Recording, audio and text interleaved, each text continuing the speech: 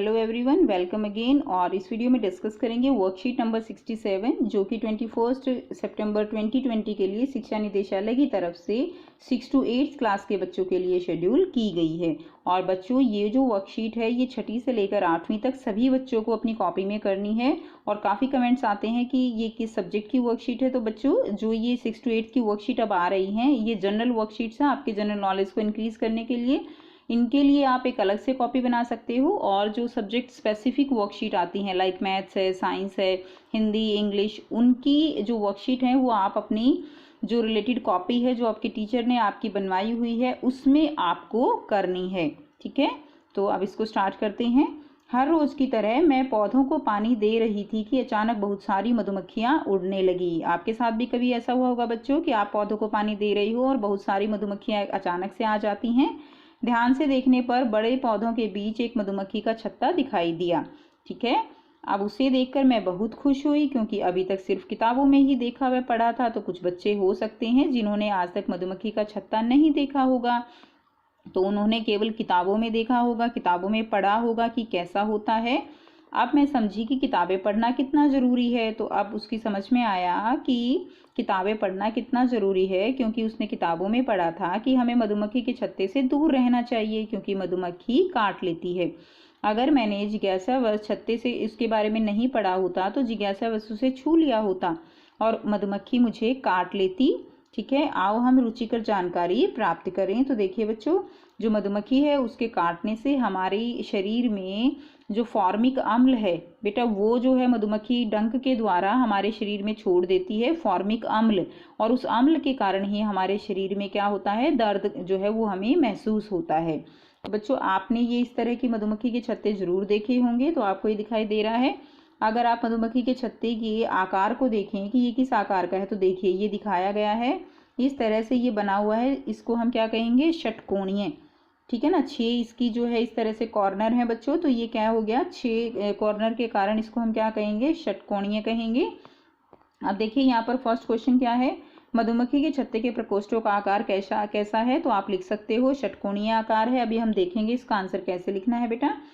Second question क्या है, मधुमक्खी के छत्ते में कौन सा पदार्थ होता है, वह हमारे लिए किस प्रकार लाभदायक है। तो सब बच्चों को पता है मधुमक्खी के छत्ते में क्या होता है, शहद होता है। और सबको पता है शहद बहुत जो है इम्पोर्टेंट है, बहुत ही ज़्यादा यूजफुल है हमारे लिए। तो आइए देखते हैं बच्चों इसका आंसर कैसे लिखेंगे। सो बच्चों, फर्स्ट का आंसर आप कैसे लिखेंगे, मधुमक्खी के छत्ते का आकार कैसा होता है, षटकोणीय होता है। अब देखिए दूसरा क्वेश्चन कैसे लिखेंगे, मधुमक्खी के छत्ते में क्या होता है, मधुमक्खी के छत्ते में शहद होता है। और इसका नियमित रूप से सेवन करने से तपेदिक, अस्थमा, कब्ज, रक्तचाप, खून की कमी जैसी बीमारियों से बचा जा सकता है। आप तीसरा क्वेश्चन देखेंगे बेटा। थर्ड क्वेश्चन क्या है, क्या आपको ज्ञात है कि मधुमक्खियां पर्यावरण की रक्षा में क्या महत्वपूर्ण भूमिका निभाती हैं, जानकारी इकट्ठी कीजिए। तो बच्चों देखिए, हमें बताना है कि मधुमक्खियां जो है पर्यावरण की रक्षा कैसे करती हैं। और फोर्थ क्वेश्चन भी देख लेते हैं कि मधुमक्खी के अलावा अन्य कौन से प्राणी जो है वो पर्यावरण की रक्षा करते हैं, उनकी सूची बनानी है आपको। तो आइए देखते हैं। सो बच्चों, ये है क्वेश्चन नंबर 3 का उत्तर। आप कैसे लिखेंगे, मधुमक्खियां परागकणों को एक फूल से दूसरे फूल तक पहुंचाती हैं। ठीक है, परागकण क्या होते हैं बच्चों, जिनसे जो पौधे हैं उनके अंदर जो फूल बनते हैं, यानी एक मादा भाग होता है, एक नर भाग होता है। तो इस तरह से जो परागकण है वो एक फूल से दूसरे फूल तक जाते हैं, यानी नर भाग जो है। और उससे पेड़ पौधों में क्या होता है, जनन होता है, जिससे फिर फूल बनते हैं, फल बनते हैं, फिर बीज बनते हैं। इस तरह से विकास होता है पौधों का। इस प्रकार यह विकास में सहायक होती हैं। और इसका शहद जो है वो भोजन और औषधि के रूप में प्रयोग में लाया जाता है। औषधि यानी इससे बहुत सारी दवाइयाँ बनती हैं। अब देखिए फोर्थ क्वेश्चन का उत्तर कैसे लिखेंगे, मधुमक्खी के अलावा तितली भी परागकणों को एक जगह से दूसरी जगह पर फैलाती है। ठीक है, तितली के जो पैर होते हैं उनसे चिपक कर परागकण वो दूसरे पेड़ों तक चले जाते हैं। इसके अलावा पक्षी जो है प्रकृति में वो भी बेटा संतुलन बनाए रखते हैं।